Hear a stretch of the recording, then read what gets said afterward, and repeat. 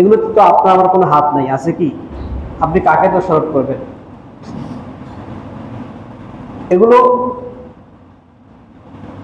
এই জন্য পূর্ব থেকে সতর্কতা অবলম্বন করতে হয়। তারপরে যখন ঘটে যায়, কোনো কিছু ঘটে গেলে লাউ শব্দ বলা যায় না।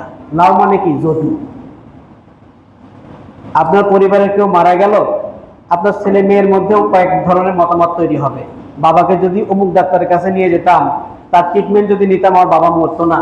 অমুক হাসপাতালে যদি নিতাম, আমার বাবা মরতো না, আমার মা মরতো না। এই যদি কথাটা বলা হয়। একটা কাজ ঘটে গেছে, ঘটে যাওয়ার পর যদি বলা যাবে না।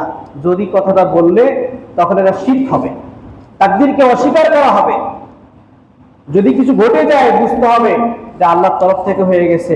এরকমই ছিল নসিবে, এরকমই ছিল নসিবে। এখন কি করতে হবে আমাদের? বুক চাপড়ায় পড়বেন, কি করবেন? ধৈর্য ধারণ করতে হবে। কি করতে হবে? ধৈর্য ধারণ করতে হবে। তাহলে আল্লাহ পাক রব্বুল আলামিন তার গুনাহগুলোকে মাফ করে দিবেন। সুনানে তিরমিজি 2য় খণ্ড 65 পৃষ্ঠার মধ্যে লেখা আছে, মা ইয়াজালুল বালা বিল মুমিন ওয়াল মুমিনাতি ফি নাফসিহি ওয়া ওয়ালাদিহি ওয়া মালিহি হাত্তা ইয়ালকাল্লাহা ওয়া মা আলাইহি খাতিয়াতুন। সুবহানাল্লাহ।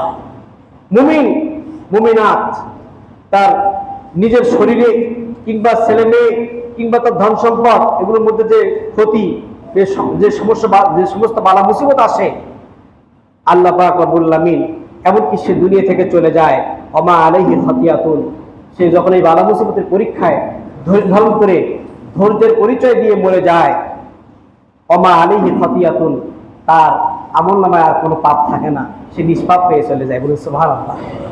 এই কারণে হাদিসের কেতাবের মধ্যে লেখা আছে যে শহীদ যুদ্ধের ময়দানে জিহাদ করেছে, সে শহীদ, মারা গেছে, শহীদ হয়েছে। কিন্তু এছাড়া হুকমি শহীদ 7 প্রকার।